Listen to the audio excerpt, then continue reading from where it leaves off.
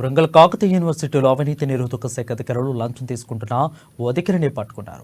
సంఘటన వివరాల్లోకి వెళ్తే వరంగల్లోని Kakatiya university audit officer AR Krishnaiah 50,000 రూపాయల లంచం తీసుకుండగా వరంగల్ ఏసీపీ అధికారులు రెడ్ హ్యాండెడ్గా పట్టుకున్నారు. విద్యార్థులు ట్యూషన్ ఫీజులు ఇతర రుసుముల స్వీకరణలో జరిగిన 3 కోట్ల కుంభకోణంపై ఏఆర్ కృష్ణయ్య ప్రిన్సిపల్ పన్నా ఐలయ్యపై విచారణ కమిటీ దర్యాప్తు చేస్తున్న క్రమంలో వర్సిటీ వీసీ కృష్ణయ్య క్యాంపస్కు మార్చారు.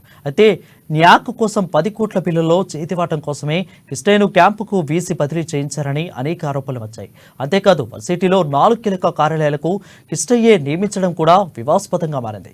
ఇలా అవినీతి ఆరోపణలు వెలువెత్తుతుండగా కృష్ణయ్య లంచం తీసుకుంటూ ఏసీబీకి చెక్కడం వర్సిటీలో సంచలనంగా మారింది.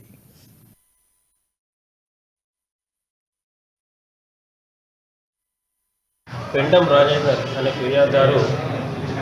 ఫిర్యాదు చేస్తున్నాడు. ఏమంటే అతను 2020-21, 21-22, 22-23 సంబంధించినటువంటి కాంట్రాక్టు పాలు పెరుగు కాకతీయ యూనివర్సిటీ హాస్టల్లో సప్లై చేయడం కొరకు టెండర్ ద్వారా కాంట్రాక్టుగా అతను ఎన్నికయ్యాడు.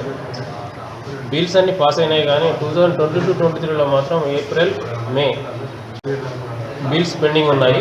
ఆ బిల్స్ పెండింగ్ ఉన్నది క్లియర్ చేయడం కొరకు కిష్టయ్య అసిస్టెంట్ రిజిస్ట్రార్ గారు 50,000 రూపాయలు లంచంగా అడిగాడు. అలాగే అంతకుముందు కూడా కొన్ని బిల్స్ క్లియర్ చేయడం కొరకు ఇతని వద్ద డబ్బులు అడిగాడు. ఫిర్యాదుదారు వద్ద ఇష్టం లేకున్నా కూడా డబ్బులు ఇచ్చాడు. అయినా కూడా మళ్ళీ కావాలని చెప్పి అతన్ని